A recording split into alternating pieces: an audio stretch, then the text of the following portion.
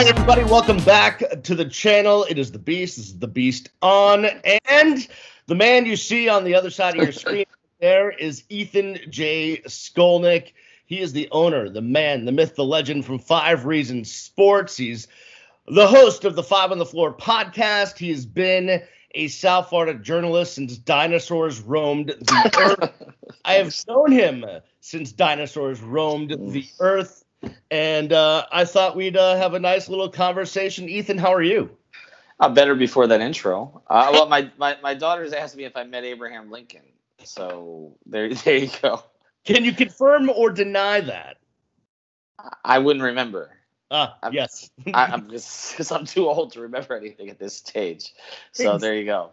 Exactly. All right. Before we jump into, and the reason why I wanted to interview Ethan is not only poke around a little bit in his journey over the last 20 plus years down here in South Florida, personally and professionally, but also it's because I believe, and listen, I don't know everything despite what I think of myself, but I believe he's one of the only people in this country that has figured out how to have a successful non-terrestrial,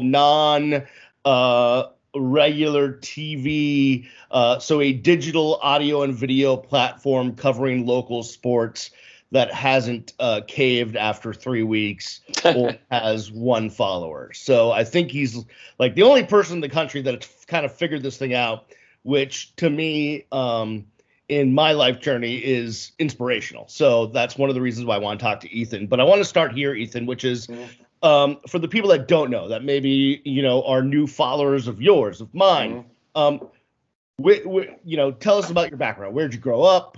What was your young life like? And take us through kind of your early years. I was born in New York. Long Island, Queens, actually. Then moved to Long Island, lived there till I was about 12. I guess my claim to fame as a young child was being the Juicy Juice kid, which is... Of course, it comes up in the first 2 minutes. That middle initial that you mentioned that I don't really use much anymore because I never write. But yeah, that was my byline. I actually, back to my daughter, she asked me, she said, "Daddy, why is your middle initial J, but your middle name doesn't start with a J?" Well, that's why. So basically... I did the juice commercials when I was young. We moved down here. I actually went to Pinecrest in Fort Lauderdale. That's where I went to high school, graduated from. Went to Johns Hopkins in Baltimore. Was the only pre-med, pre-law person in my circle. So they should all be supporting me now. They're not. My friends. And then I went to Columbia J School straight out of Hopkins. Bit of a mistake, I think. No, but I wouldn't do it now, I guess. I was only 21 at the time, so didn't really appreciate it. Then interned at the LA Times, came back, worked part-time at the Baltimore Sun, took a job at the Palm Beach Post, in part so I could live freely with my parents. And then I became the Dolphins beat writer for the Palm Beach Post when I was 24. Transitioned to the Heat there. Got hired by the Miami Herald. Was there for 2 years. Went to the Sun Sentinel for 8 years. 2003 to 2010, that period as kind of the number 2 columnist behind Dave Hyde, and then went back to the Palm Beach Post to cover the Big 3 when they brought their Heat beat back because LeBron came. I did that for 3 years. Those are probably my 3 best professional years, I would say. I think that was kind of the hardest stint you could have had. I was working alone against pretty much the entire world because I was the only one staffing for the Palm Beach Post.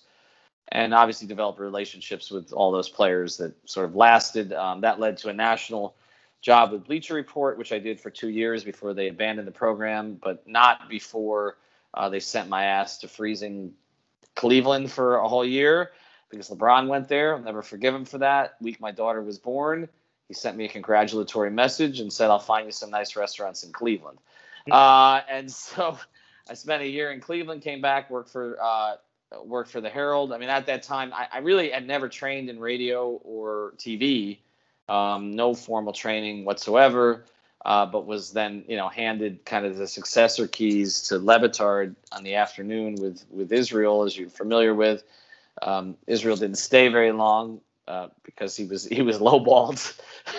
well, we were both lowballed, but only one of us took it.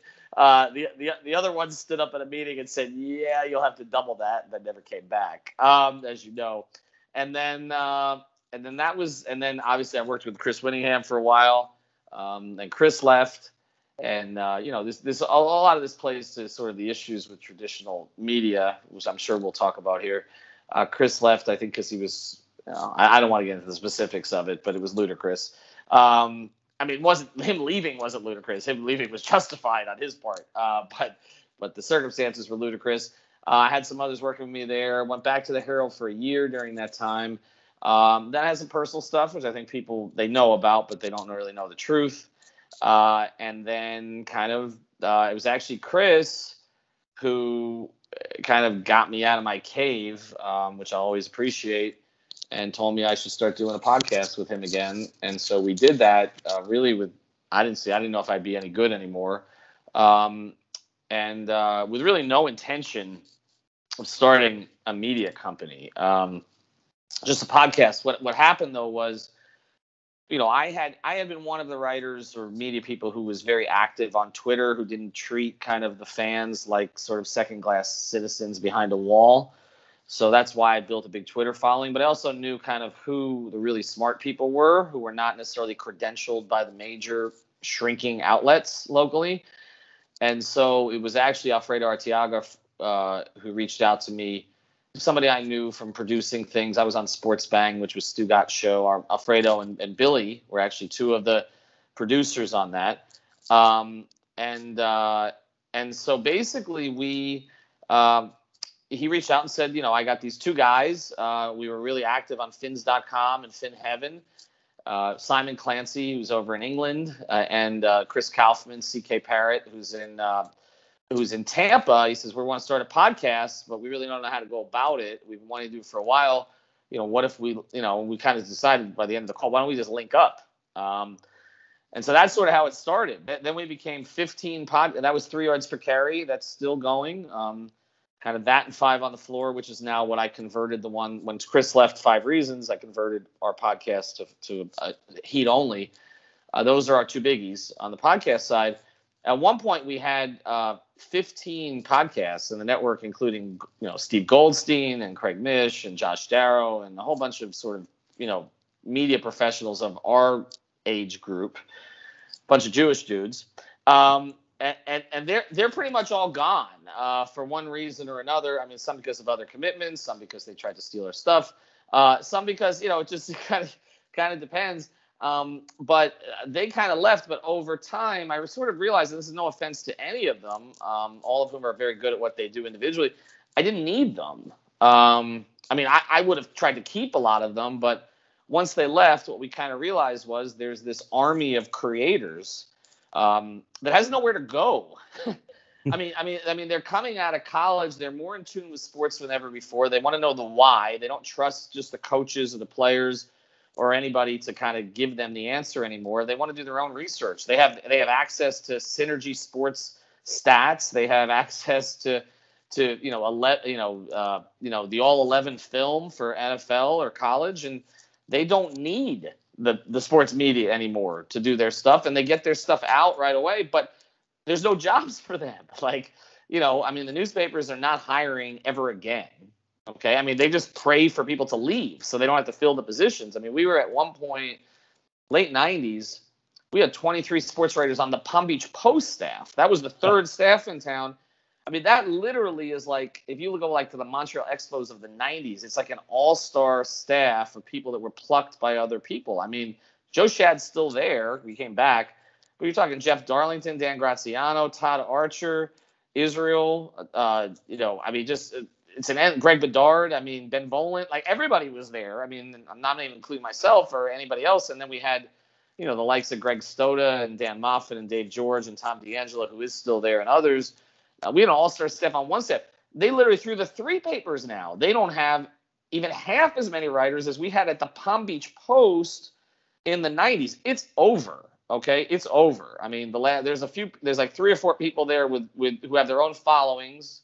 One at the Herald who I won't name, but Omar and Ira and a couple of others. and they're going to turn out the lights. I mean, it's, either they're going to take buyouts eventually, or they're going to be told to go somewhere else, and they'll take their audiences, kind of like Mark Stein just did, at the New York Times, and he went over and he's doing his own stuff now. I think that's what's going to end up happening with people. So the newspaper game is over. The radio game locally is over. And local TV is over. There are some people at Channel 7 and Channel 10 in particular, because they're given a little bit more in terms of resources, who are still fighting the good fight, like Will and Clay and Josh Moser, I work with, and Dee Pasquale, et cetera, Donovan. And I have respect for all those guys, Cunio and everybody else. It's just hard. I mean, it's, you're being cut. So, in a lot of ways, my path was not supposed to be here. But it starts here. I have a lot of respect for these local creators. I mean, our number one Heat writer right now is 18 years old. Okay. Brady Hawk came to us when he was 16 and a half at a Heat game and wanted to write. He came to us with 50 followers. He actually went through Alpha and Sydney first. And Alpha was one of my co-hosts at the time. And he just wanted to write for us. And his stuff was pretty raw at first. I didn't even work with him much, just a couple pointers. And now he's a terror. He's writing 5 things a day. I can't stop him. Thank God he's 18, or I'd have child labor laws against me. He's literally doing the best stuff on the Heat. There's no offense to any of the beat guys, but it's unencumbered. It's film based, and the Heat respect it because, and I appreciate the way the Heat have, in particular, of all the teams, but the others have now too, have sort of understood what I'm trying to accomplish here, and not they were credentialing my guy Alex Toledo. They still are, but now, they basically, Brady Hawk asks like the second question of Eric Spoelstra and Jimmy Butler on the Zoom calls. I mean, he was doing that at 17. And these creators are everywhere. I just put a kid named Alex Baumgartner, early 20s, in charge of our Panther stuff. But they're everywhere, and they're hungry, and they just want to create. And, my objective is two things. One, I want to build their brands in the way we did for Brady, for Kylie Wang, for some others. But I want to create a springboard for them. But ultimately, I want to create something sustainable so that I don't keep losing them. Because I can replace them, but I don't want to lose them. When you talk about sustainable, the thing that has killed newspapers and terrestrial radio is monetizing those things. Up until this point, and it's still an issue, really, when you talk about monetizing digital media, unless you're, like I said, you're one of the only people that has been able to sustain a local digital product. But even if you look nationally, there's not that many out there. I mean, you could point to the big names, the Levitards and the Rogans, and whatever other websites there are and other podcasts, but it's few and far between compared to what the traditional media used to look like. What's the key? What has been the key to you sustaining and to you giving these young kids a future? Well, I think a couple of things. So one, my circumstances were a little unusual because, I had some resources to be able to stick this out through the beginning. But beyond that, the big thing is this, okay? The newspaper, first thing, here's the key thing. COVID helped us. I hate to say that because it's obviously a scourge on society and remains so because idiots won't get vaccinated. But it helped us because what happened was what I thought was going to happen in like 4 to 5 years is now on the path to happening in 1 to 2 years, which is that the playing field levels, right? Because the advantage that the traditional outlets, all of whom I worked for, I was at the Miami Herald twice, Palm Beach Post twice, 790. I was a regular guest, paid guest on 560, 940. I mean, I literally have done everything. Channel 7, okay. But the reality is that all of those things are, again, shrinking with high overhead, okay? And so when COVID happened, all of the advantages that those outlets had, they could travel to the games, okay? They got more locker room access, maybe because, the Dolphins, like last year, would take care of the beats, as they say, okay, and still act like the Miami Herald matters, which it doesn't. They, basically, like, that might have gone on a little bit longer, okay, in terms of the favoritism and everything else. But what happened was with COVID, now all of a sudden everybody's on the same Zoom calls. And not only that, but the Zoom videos are now on the NBA content site. So we can literally put them on our channel for Heat fans. So from a content perspective, it leveled the playing field for us, actually. Because if I have 50 contributors I'm not paying, but I'm trying to create, promote their work and try to find sponsor deals for them, but I'm not obligated. In other words, there's no contract, there's no health insurance, they're independent contractors. They come, they go.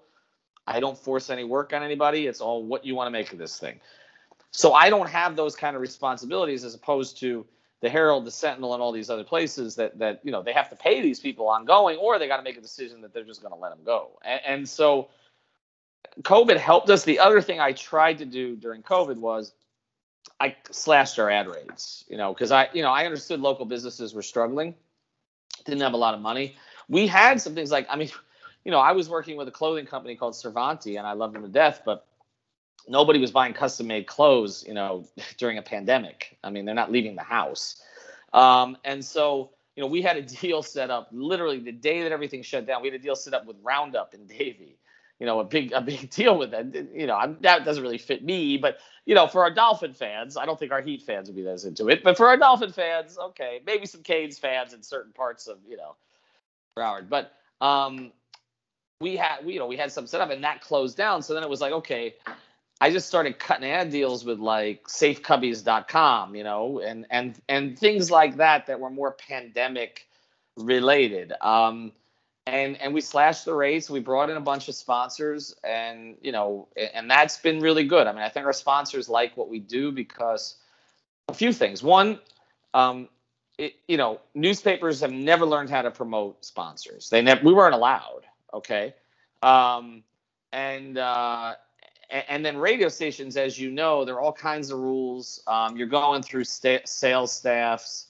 When I was at place I worked with you, I never really dealt with the sponsors directly.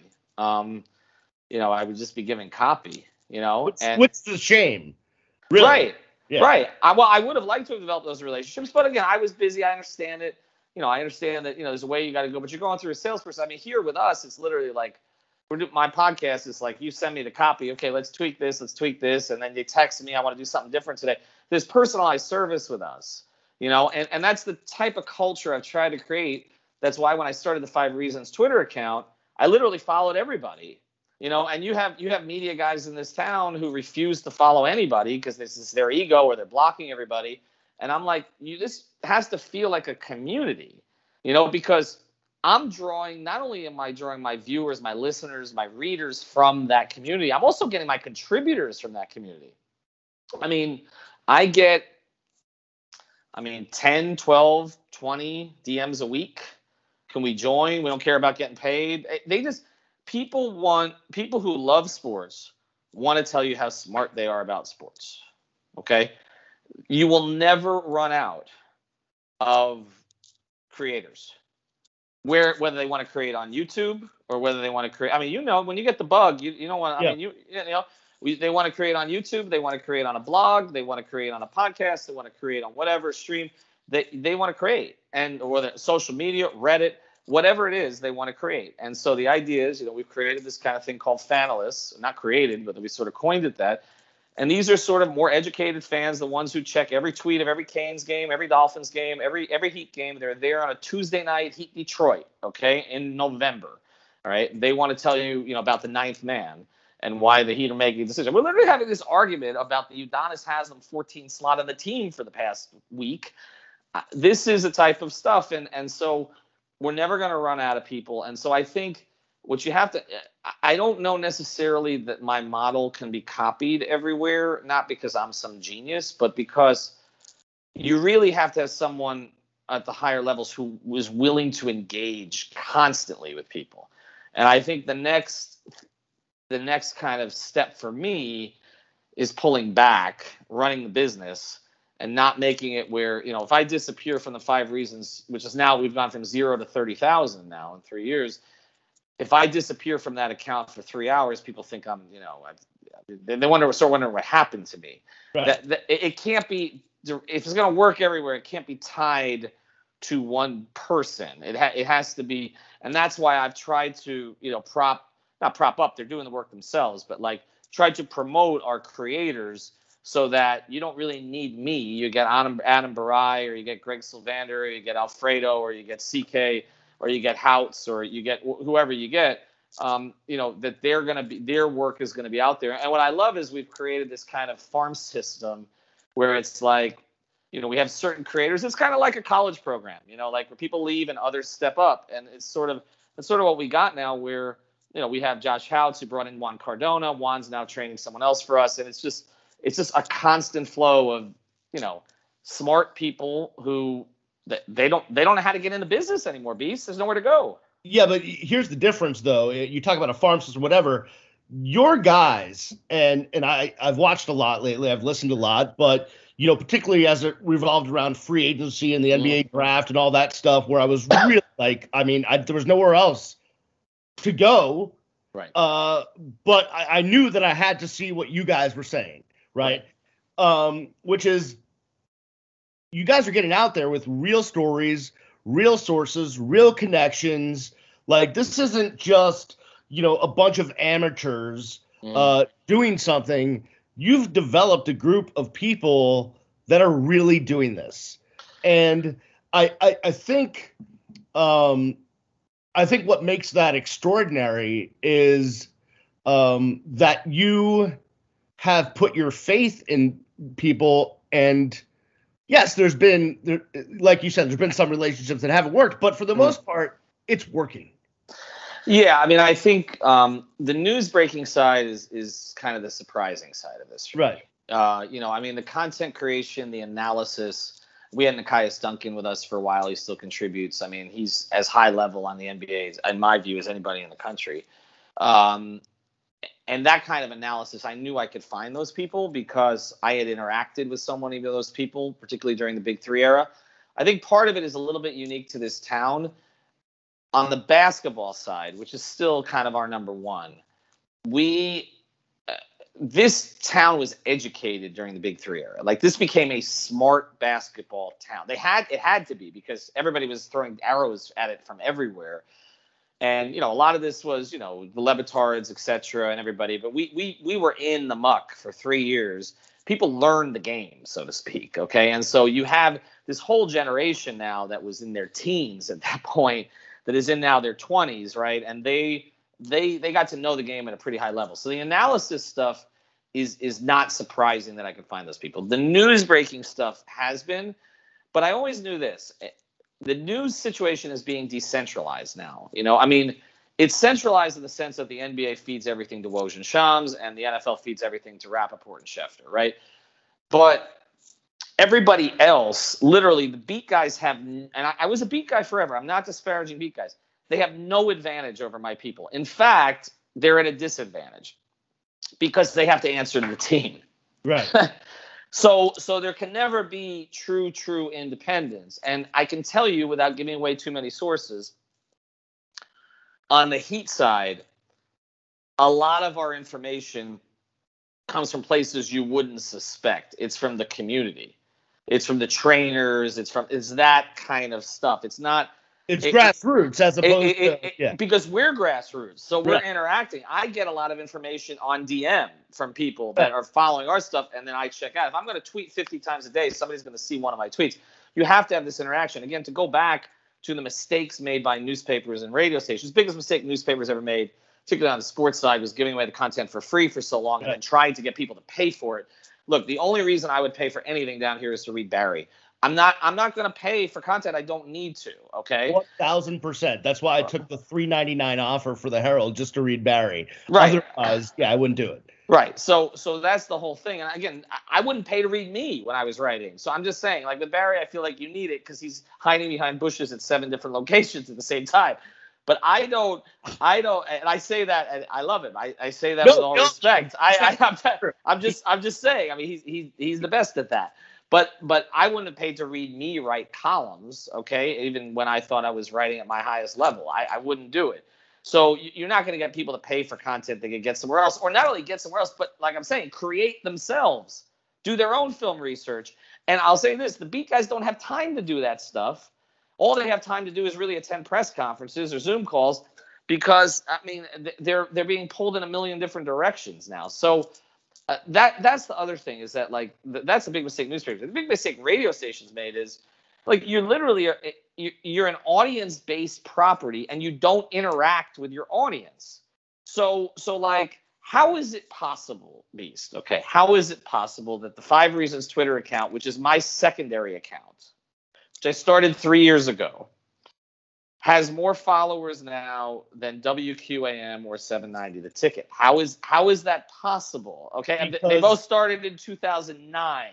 Okay. Because those accounts, for the most part, are run out of a corporate office somewhere with automatic tweets. Right. Okay. Or if this guest is appearing or whatever, but you're not. It's the simplest shit in the world, Beast. Like literally, I get up every morning at 8. I post a GIF or GIF, whatever. I'm too old. Oh, and then I post a poll. Okay. And we literally, I feel like I set the agenda today because I woke up in a bad mood. I woke up in a bad mood looking at the Heat roster and saying, you know what? My guys at 5 on the floor love this roster, and I got serious questions. There's depth issues, there's size issues, okay, there's age issues, and I just started tweeting stream of consciousness, and literally that became the agenda on Heat Twitter for the entire day. This is easy. They want to debate all day long, and any issue can be debated. If you're a sports radio station in a local market, how do you not create those debates? And I don't want to sound like Skip Bayless here. I'm not creating it for the sake of being fake. I'm not going to take a position I don't believe in, okay, which is what they do, which is what Nick Wright does. Engage in the conversation.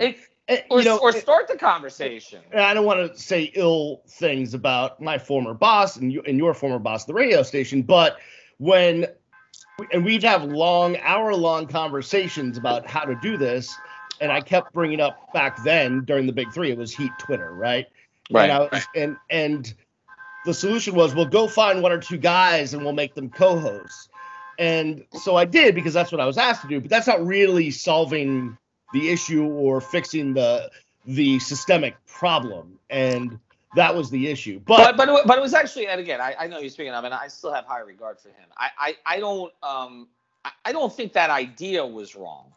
I think the problem is, again, and I don't know, something's going off in the background here, so I apologize. But I don't think the idea was wrong. But like you say, if you're not in it, right? If you're not in it on a daily basis, just plucking somebody from that space, I think there's, again, a lack of, what I've noticed from my former colleagues, and I'm not talking about mostly at the radio stations, I'm talking about at the newspapers, is I found that they didn't really understand what I was doing with this, particularly as I went to the younger creator model. Who are these people? I would get a lot of this. Okay. I've started to notice, particularly as we started breaking more and more Heat news, that it's become, they're not only saying know who they are, they're retweeting their stuff, they're quoting them in their articles. I feel like that's the real breakthrough. Honestly, we started doing this on the Dolphin side a couple of years ago. Our people at 3 Yards Per Carry pretty much broke everything.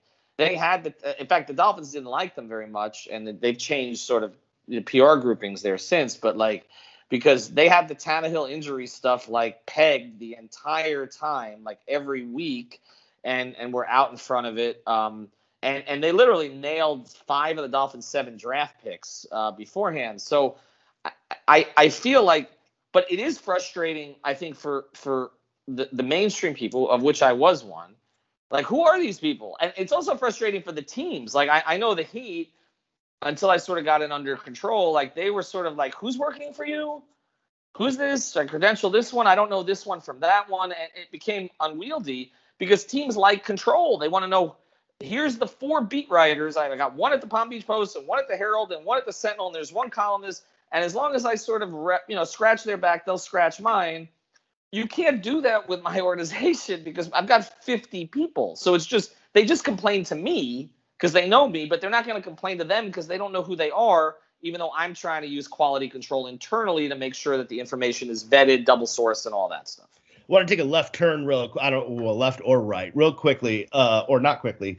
When we were working in the same building, that time period. It was a crazy time in South Florida, but it also, I think, and I don't want to make, I don't want to, put words in your mouth, but I think it was probably amongst the most tumultuous time in my personal life. Yes. And people may know the story, may not know the story, may have read things, may have not read things, may know. Well, they don't know the story, so right. let's just leave it at that. Yeah. But there's certain documents, I can't tell the whole story. But anyway, that is what but what can you say about the time and what you learned about yourself and how you rebounded from all of that?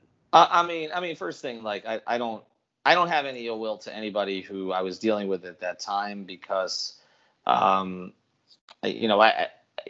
I was, I think a complete and total professional for more than 20 years, worked way beyond hours and all that, developed really good relationships at a lot of places, didn't really have a reputation for being kind of a rabble rouser or any of that stuff. And then I went through a period of time, like I said, I can't really speak to a lot of it except to say that most people really don't know what happened. Well, not most, almost all. And that, it wasn't until recently that I actually got, 2 of the 3 local papers to actually follow up, which I would have done if I was a journalist at those places, and update with with how things resolved, which nobody bothered to do. Actually, only one person in the entire market bothered to tweet about the resolution, which was Andy Slater, who I don't even know Andy. I like Andy, but I don't even know Andy that well. He was the only one. So, obviously, look, I mean, there's 2 ways you can handle situations like that. You could sort of hide, which I did for a while. Honestly, I didn't even know for a few months. I never read any of the media reports or anything for quite a while. And then sort of decided to read them all on one day. Obviously there, then, I sort of, like I said, Chris Whittingham kind of forced me back out in public to do stuff. And, that's the problem is when you're a public person, which I did not really realize at the time I was a public person. I didn't really view myself that way. I was a writer. I mean, writers are not public people. But when you started covering the big 3 and then you start hosting Afternoon Drive, I guess you become that. And I wasn't really aware of that. And so when you're out there, you can't really combat anything. And also just there were some legal reasons that it was not wise for me to do so. And so I just sort of let it out there and just sort of decided, it's kind of like, I don't know, Jon Snow when he I'm not equating myself to Jon Snow, but you understand when he, the battle, he's just like, just okay. And that's sort of what I just decided to do one day. Just take it all on one day. I mean, I have found that 99.9% of people have been incredibly sort of supportive of my quote unquote comeback story. I mean, I feel the same as I felt before everything happened. I just don't write anymore. That's one of the things people don't realize. When I was going through my stuff, I couldn't write, which for me, like for 20 years, that's all I did. I wrote down, I have thousands of articles sitting in boxes in a storage room. I actually felt I was at the top of my game as a writer. Actually, the last piece I wrote for the Miami Herald was the Dwayne Wade piece for their front cover of the main section. And it won Best NBA Story from the Writers Association, for 2016. So I actually felt like I was sort of at the top of my game, and then I literally couldn't string 3 sentences together. And so, that's all I'd done for 20 years. So, I'm not really proud of my radio work towards the end of that time. I honestly can't believe I was left on the air. I don't, and as I said, I didn't really know if I could get it back. And when Chris and I started to pod, it started to, like, oh, I'm still pretty good. And I was much better immediately with that than I was probably my last 6 months at 790. So, I think now, it's in the past. I mean, for people who don't know, if it comes, my father and I are extremely close, and he texts me 3,000 times a day. I mean, our only issue is text me about things I need to do in 15 years, not now. But people don't really know the real story. I think if you followed me on Instagram or other places, I think, and my friends know my relationship with my daughter, and that's my focus. So, I mean, that's pretty much my primary and only focus. So, what did I learn? I mean,